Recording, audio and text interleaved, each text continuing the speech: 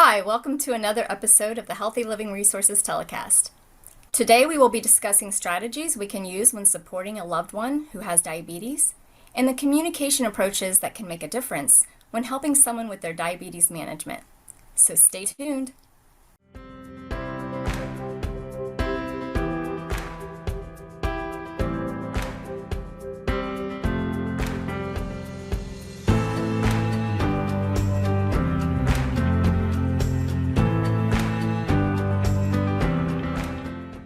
Welcome to another episode of the Healthy Living Resources telecast. I'm Rae Baker, your Healthy Relationships Program Specialist with OSU Extension. Our topic today will be focusing on how to support a loved one with their diabetes management. And to share some helpful approaches on this topic, we have with us today Dr. Dan Remley, our OSU Extension Nutrition and Wellness Field Specialist. Welcome, Dan. Can you please take a moment to introduce yourself to our viewers and share a little bit about your role with OSU Extension and what it is you do? Yeah, thanks, Stacy.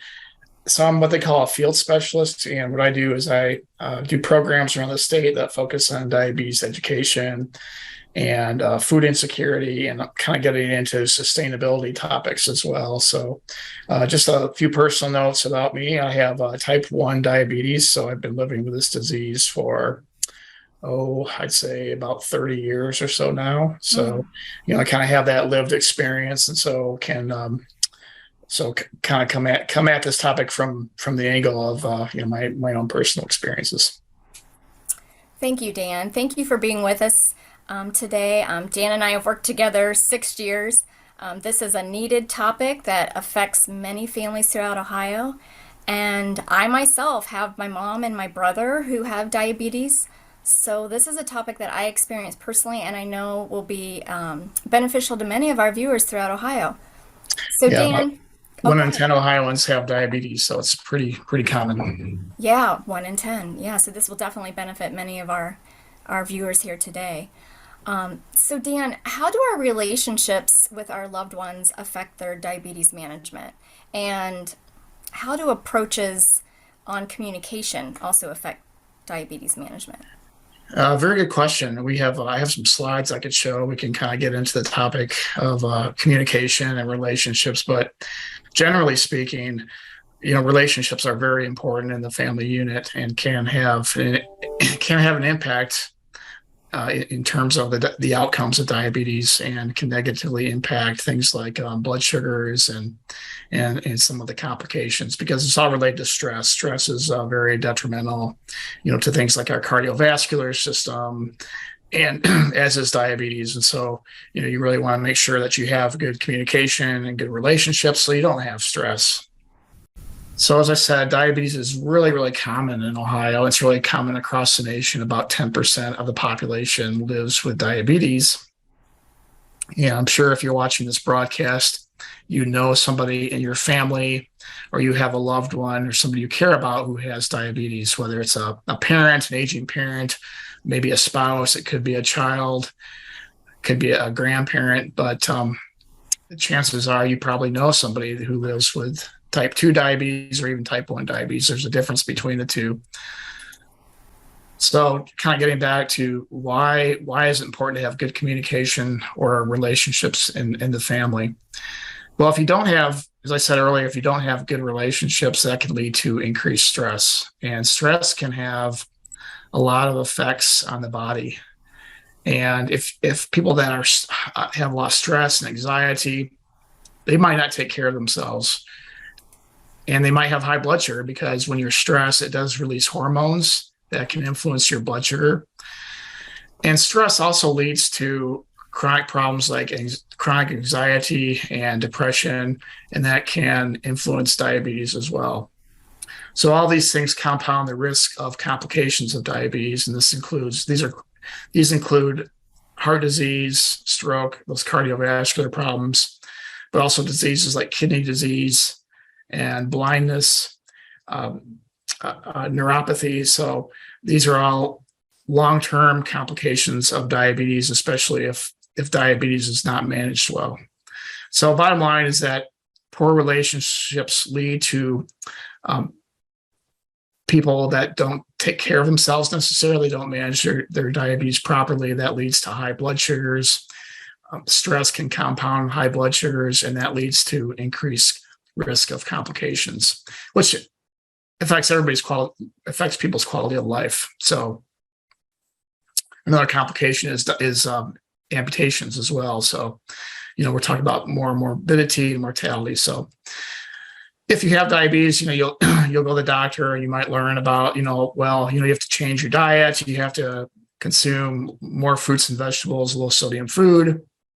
You have to be more physically active. You have to test your blood sugar routinely throughout the day. So there's all these behaviors that the doctor is asking you to do. But one thing the doctor won't talk to you about perhaps is stress. And, what stresses you out? Are there people in your family that might stress you out? And so this presentation is more aimed at people in the family who don't have diabetes, but they're trying to help somebody else with diabetes. But, hopefully, even if you have diabetes and there's others in your family, you might pick up on some things from this presentation that you can ask others to try and do to help you have less stress.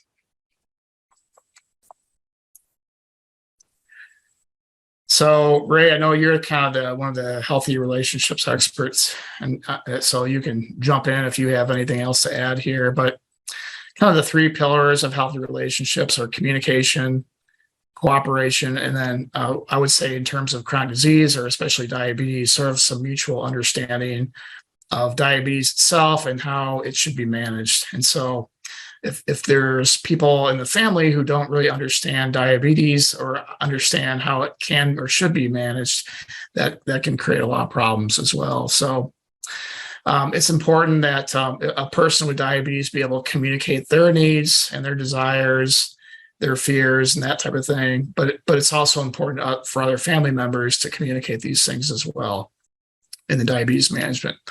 And then two, to manage diabetes, it really does take a village. Not only do you have to work with your healthcare team, but you have to work with people in your family so that, as we'll learn later on in the slides, that people aren't trying to sabotage, your efforts at being healthier. They're being supportive of you and not antagonistic of any changes you're trying to make.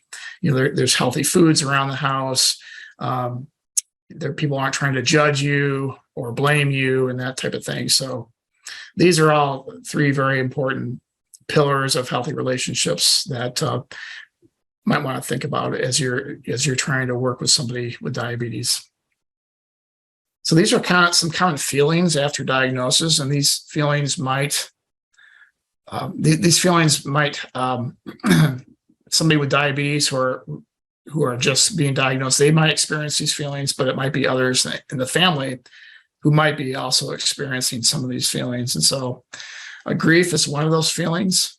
And when you are diagnosed with diabetes, you're being asked to change behaviors, change lifestyle. And so you kind of have to have some grief. You're going to be giving up things that maybe you are used to. It's almost like you're saying goodbye to your old self and trying to welcome in your new self in some ways.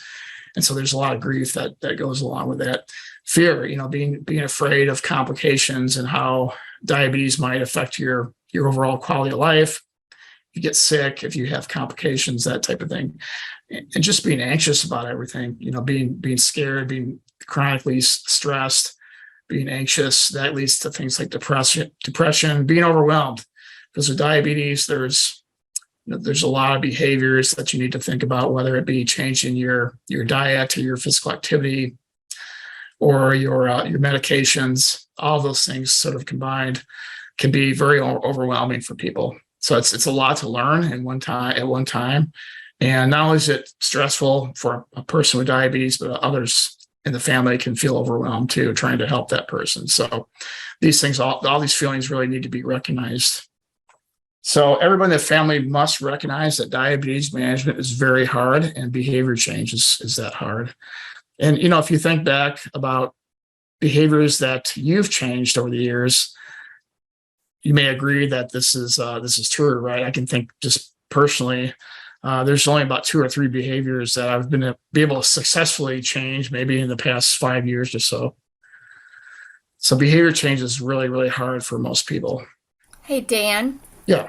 I would just speak to it has been hard. My mother came down with diabetes in her 50s, and it was a complete family change, just the way we eat and the way we entertain.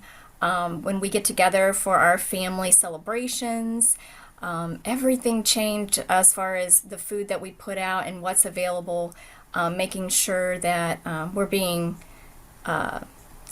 considerate of my mother's change in health and her concerns. So even I'm one of the main cooks in the family that does a lot of these family functions, and like for example our Thanksgiving celebrations, our holiday celebrations. And so I was very cautious and careful to tweak all my recipes to make sure that they were that they would benefit her and help her with her health and her struggles, and not make her feel left out, that she can't enjoy a lot of the favorites that we typically have during our holidays. Great. Thanks for sharing that. So sounds like you've tried to establish sort of a supportive environment for her by having cooking healthy and having healthy foods around. That's great. Definitely. We talked about behavior change being hard. It really is hard, and it takes sometimes months to develop a habit. And so, a lot of times people try to do a lot at once, and that can be problematic because they just can't sustain the behaviors. So we see that with like weight loss. Very few, probably about 95%. I think the research says that people that set out to lose weight actually fail in the long run. And one of the reasons is that they take on a lot of extreme behavior changes, and they just can't maintain it. And so we really try to, when we coach people or we talk to people with diabetes, we try to get them to set goals. And we do this in our Extension Dining with Diabetes class, to really think about what they want to change and have them set realistic goals for themselves. And so, not trying to do too much at once, but try to take baby steps, develop some healthy habits. And then once you develop those habits, try to make some additional changes. But with behavior change, there's these different stages, and this is not necessarily a linear process. Sometimes you can jump around from stage to stage. And for example, once you develop a habit, you may go into a relapse where, you sort of forego the habit for a while, the new behavior, and you kind of jump from maintenance to pre-contemplation. But these are the stages. And the first stage, again, this is not necessarily linear, but the first stage might be pre-contemplation. And this is where you're not really committed to changing any behavior. You're kind of in denial. You don't think that, well, I have diabetes, but that's just the way it is. You might have kind of like a fatalistic attitude. A lot of people do have a fatalistic attitude. No matter whatever happens, it's what it is. It is what it is. So, they might be in denial. They might not think that they actually have diabetes. They might think, well, okay, I have diabetes, but whatever I do is not really going to matter. Or they may think that, oh, I feel fine. So I have a touch of high blood sugar. Why should I worry? So this stage, they're just kind of stuck. They're not, they don't really want to change. They don't see any reason to change. And then there's contemplation. And this is where they start thinking like, yeah, I have diabetes. Maybe I need to make some changes. Maybe I need to eat healthier. Maybe I need to test my blood sugar like my doctor is asking for me to do. Maybe I need to start being more physically active. But they're still not totally committed. And so they're still sort of, weighing the pros and the cons for those different behaviors I just mentioned. Well, if I'm active, it's going to be time out of my day. I've never been active before. That's the cons, but the pros, if I'm active, I'll feel better, it'll help my diabetes. In contemplation, usually what pushes people from pre-contemplation to contemplation is they meet somebody, or they know somebody else in their family who has had diabetes, and they might have developed a complication such as eye disease or kidney problems. And so that sort of gets them thinking, hey, maybe I really should change. The next stage is preparation. And this is where they're committed to making some changes. And so, they thought about it and they thought, well, I really should start to be more physically active. And so this is where they start to set some goals, perhaps. And so hopefully they'll have these goals written down. I'm going to try to walk 3 days a week, 30 minutes a day.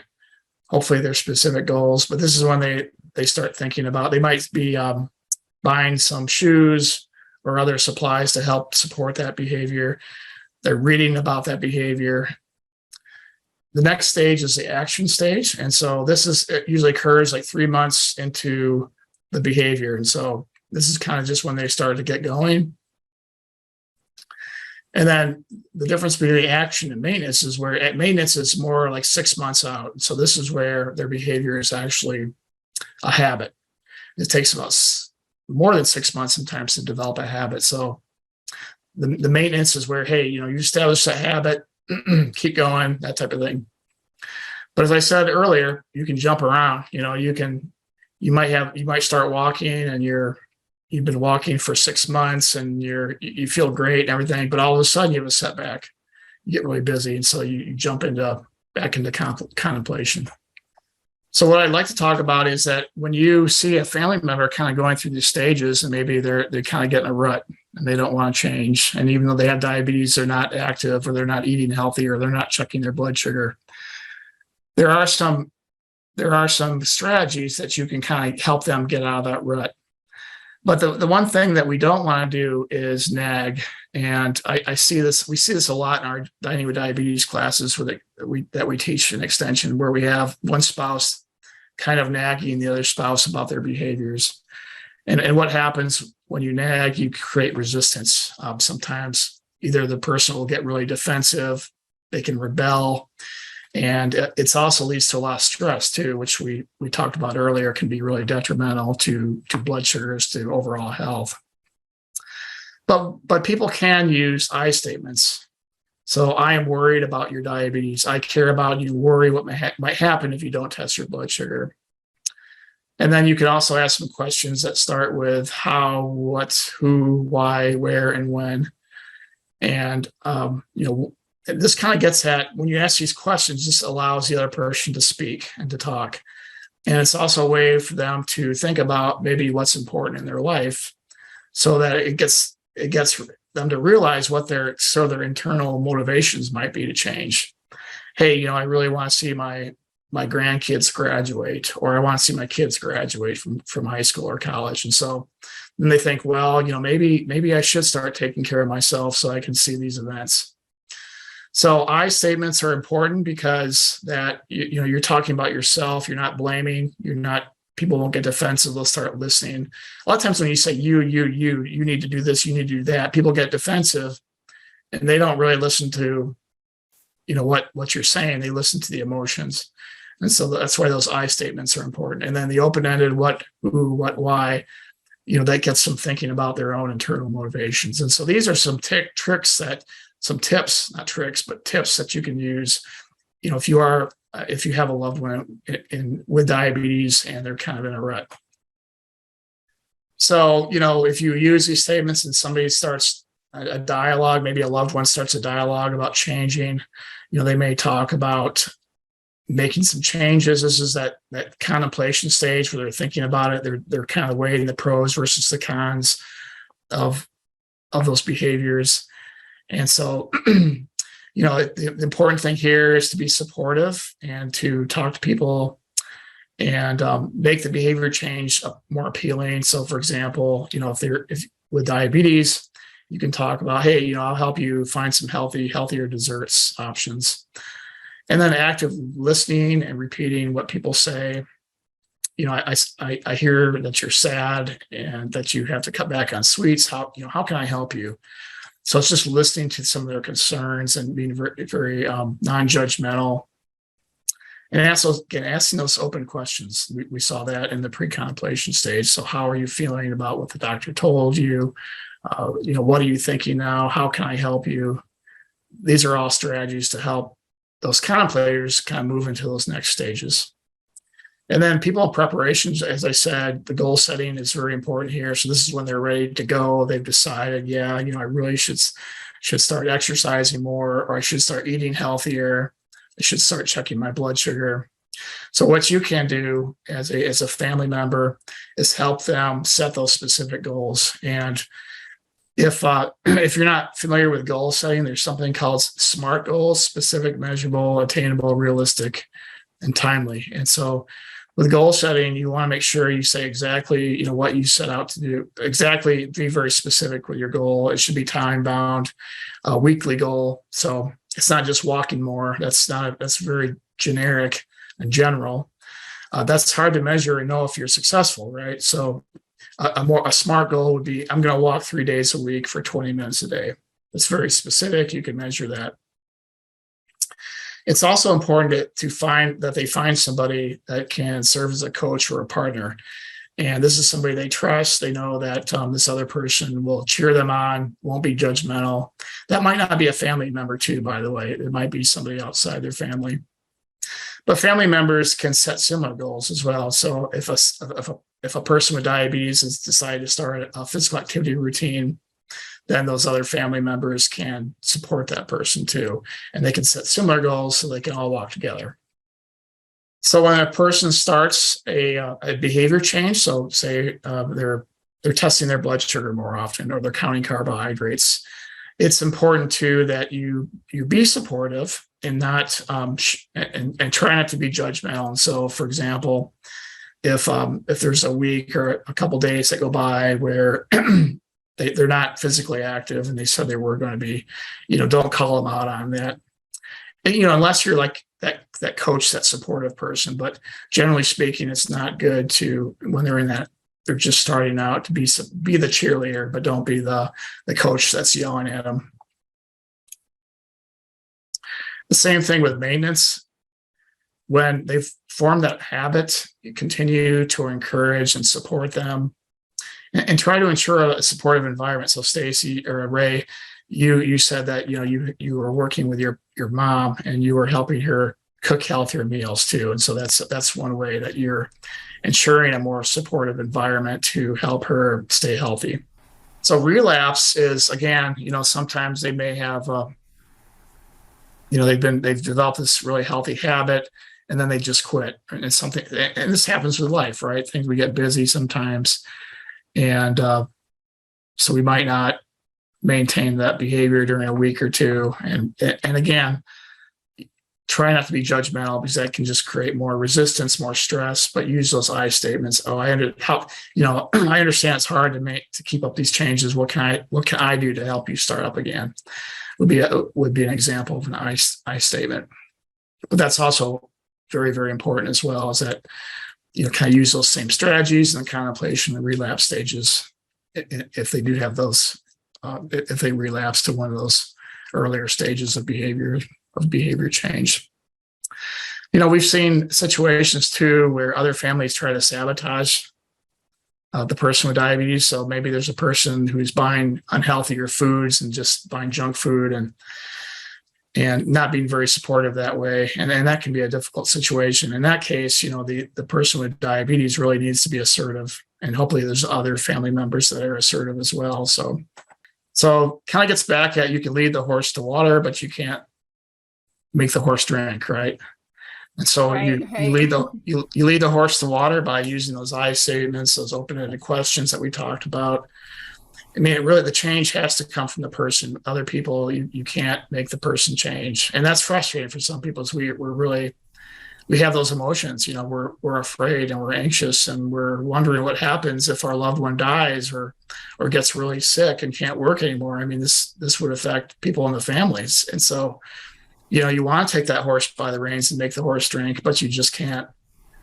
And sometimes you have to let go and just realize that, I can't change that person, but there's things that I can do to support that person as best I can.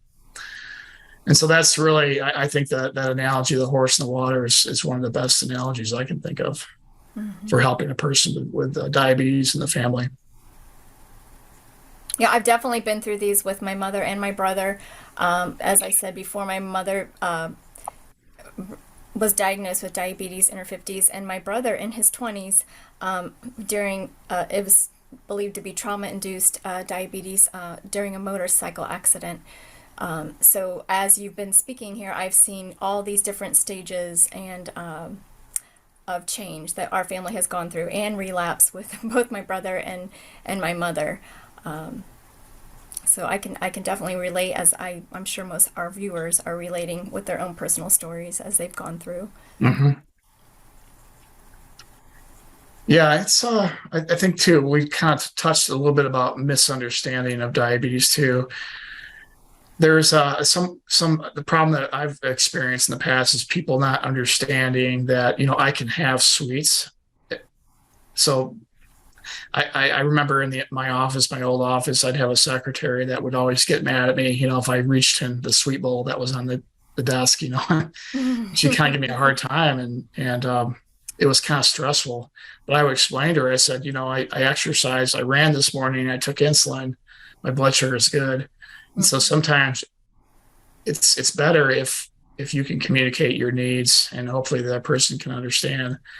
And we also recommend too that family members go to the doctor with that person with diabetes too. And so there's sort of this mutual understanding of what diabetes management is all about, and that's important, so that everybody's kind of on the same page and that there's more cooperation amongst the people in the family. In relation to supporting your loved ones, you just mentioned going to the doctor appointments with them, for example. How does a relationship with your doctor affect diabetes management? How important is that relationship? Yeah, that's a really good question. In typical doctor-patient relationship, it's kind of like a top-down type of relationship. So the doctor tells you exactly what you need to know and doesn't do a whole lot of listening. But with diabetes management and really managing any chronic disease, the doctor should be more of a partner and more of a coach. So the doctor really needs to listen to you where you're at, and then help you kind of move to that next stage if possible. Great. So it's important too that you be honest with your doctor about everything. So if you drink alcohol, for example, the doctor should know that, and the doctor shouldn't shame you and say, no, you can't drink, but rather work with you on that. So if you're going to drink, this is what you need to do with your medication. Right. If we're not being honest with our doctor, they will know, and then that can, they'll realize it. They'll find out in other ways because they are treating you, and then that can affect your trust with your doctor. So absolutely be honest with your doctor. Well, thank you, Dr. Dan Remley, for sharing today on this important topic that affects many Ohioans. I think you said 1 out of every 10 Ohioans is experiencing diabetes. My 2 big takeaways today are acknowledging that supporting a loved one with diabetes management can be hard and is hard. And number 2, that we go through stages of behavior change when diagnosed with diabetes, and it's good to recognize these stages as we're going through. So if you viewers have any questions out there for Dan, please do not hesitate to reach out. Dan's contact information is listed in the credits, and please feel free to contact your local county extension office to connect with all the great resources that we have to offer. Thank you for listening, and we'll see you next time.